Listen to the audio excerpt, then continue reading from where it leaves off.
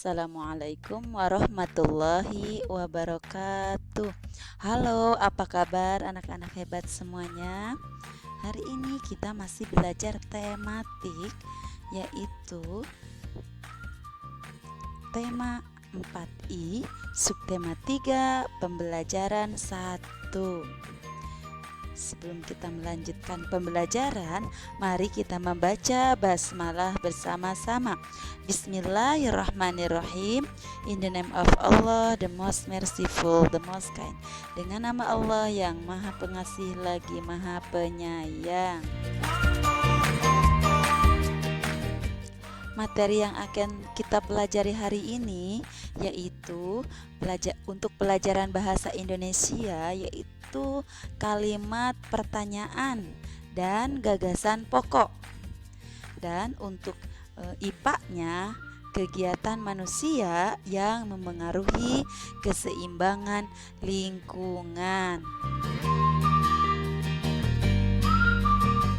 Yuk kita pelajari tentang kalimat pertanyaan yang berhubungan dengan sumber daya alam ya.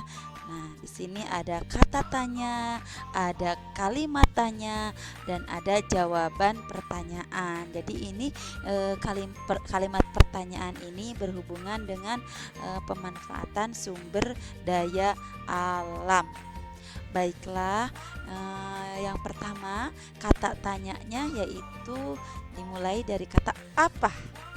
Kalimat tanyanya, apa yang dilakukan manusia untuk memenuhi kebutuhan hidupnya? Jawabannya, manusia mengolah dan memanfaatkan sumber daya alam. Kemudian kata tanya yang kedua yaitu di mana.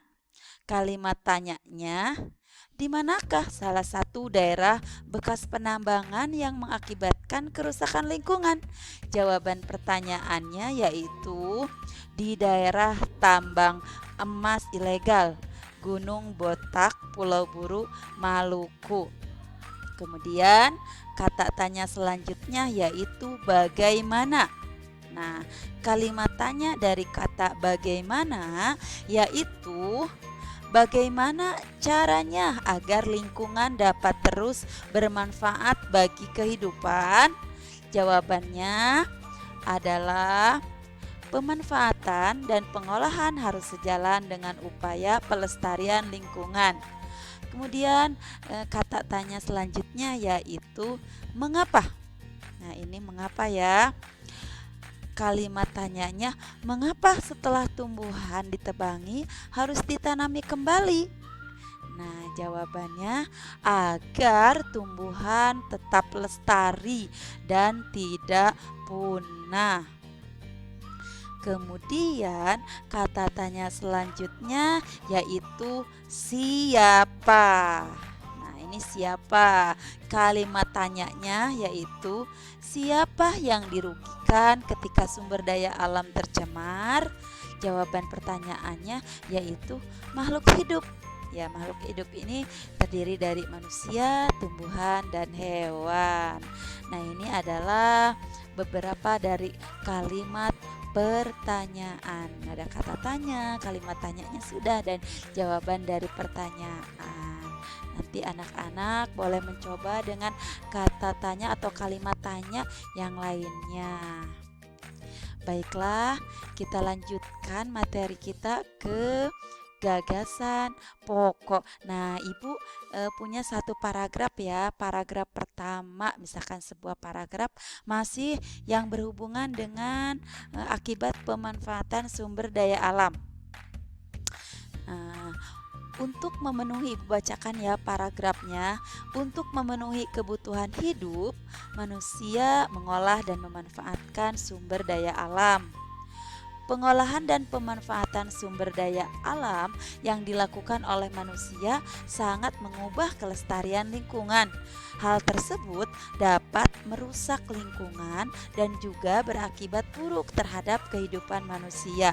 Nah, sekarang kita sedang mencari gagasan pokok, atau gagasan pokok itu adalah gagasan utama dari sebuah paragraf, atau bisa disebut ide pokok. Nah, Nah, dari paragraf ini yang merupakan gagasan pokok yaitu, nah, ternyata gagasan pokoknya ada di kalimat pertama. Jadi, gagasan pokok pada paragraf ini yaitu untuk memenuhi kebutuhan hidup, manusia mengolah dan memanfaatkan sumber daya alam. Nah, ini adalah merupakan gagasan pokok. Nah, selanjutnya untuk kalimat kedua, ketiga, dan selanjutnya disebut gagasan pendukung. Nanti kita pelajari kembali di pertemuan selanjutnya. Nah, ini adalah gagasan pokok ya. Nah, materi ini kita lanjutkan ke pelajaran IPS saja, IPA ya, yaitu tentang kegiatan manusia yang memengaruhi keseimbangan lingkungan. Ya, yang pertama adalah, jadi ada 3 kelompok kegiatan utama manusia ya di sini yang dapat memengaruhi keseimbangan lingkungan. Yaitu ada penggundulan hutan, ada eksploitasi yang berlebihan dan pencemaran. Nah, yang pertama dulu ya, yang pertama tentang penggundulan hutan. Nah, penggundulan hutan ini misalkan hutan ditebang atau dibabat secara besar-besaran atau bisa dibakar. Nah, ini akan mengakibatkan lahan menjadi gundul.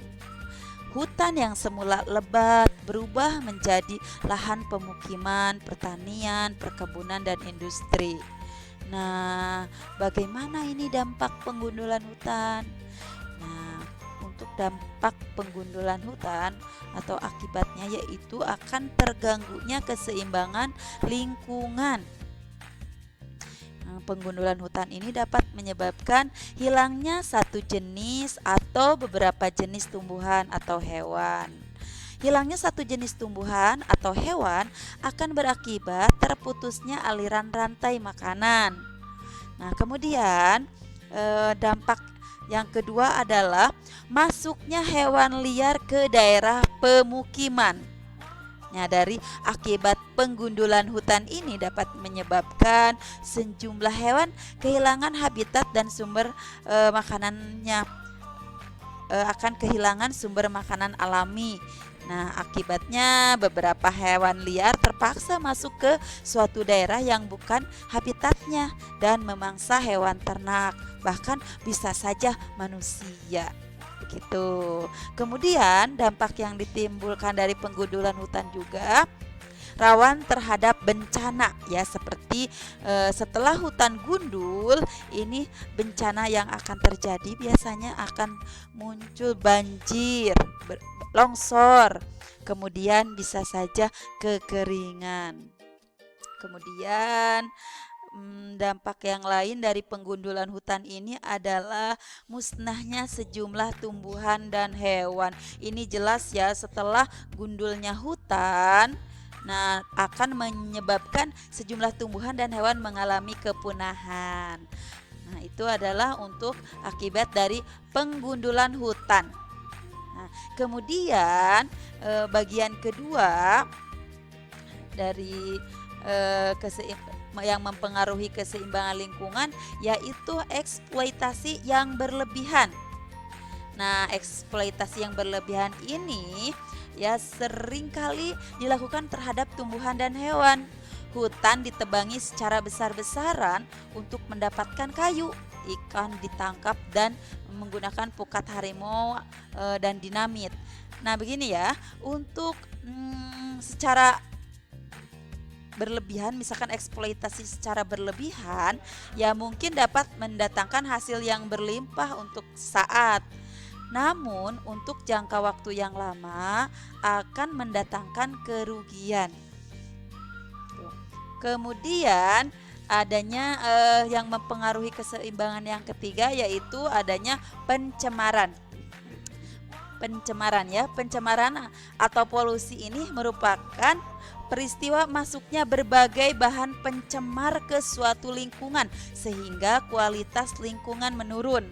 Nah, pencemaran ini Pencemaran ini dapat terjadi pada udara, air, dan tanah. Nah, pencemaran udara dapat berasal dari asap pabrik atau industri dan asap kendaraan bermotor. Nah, pencemaran air dapat berasal dari buangan atau limbah rumah tangga, bisa saja juga dari industri dan lahan pertanian.